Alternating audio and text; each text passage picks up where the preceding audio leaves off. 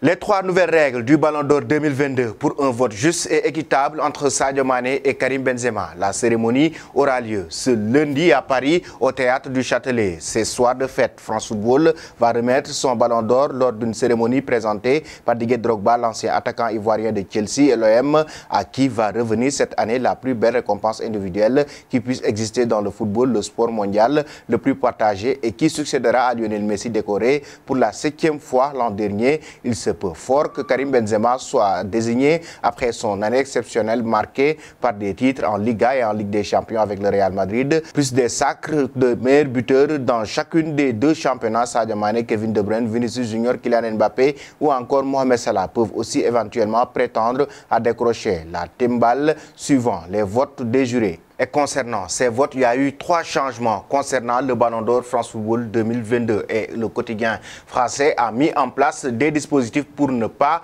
créer de la polémique après avoir distingué le Ballon d'Or de l'année. La soirée distinguera aussi le Ballon d'Or féminin, le trophée Copa du meilleur jeune, le trophée Yacine du meilleur gardien et le prix Socrates, qui récompensera les joueuses les plus engagées dans les projets sociétaux et caritatifs.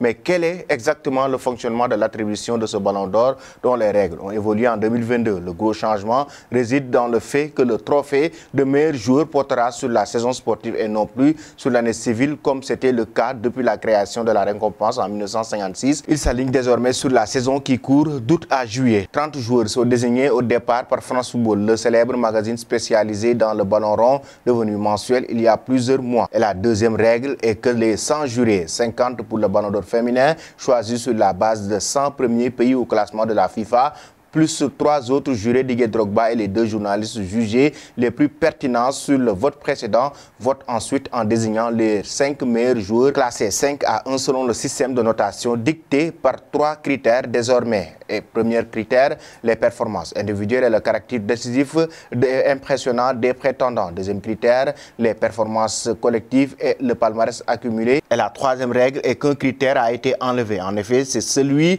de la carrière du joueur, décrié ces dernières années, a ainsi donc disparu concernant ces votes du Ballon d'Or France Football 2022. Selon vous, chers amis, qui mérite mieux ce Ballon d'Or entre Sadio Mané et Karim Benzema?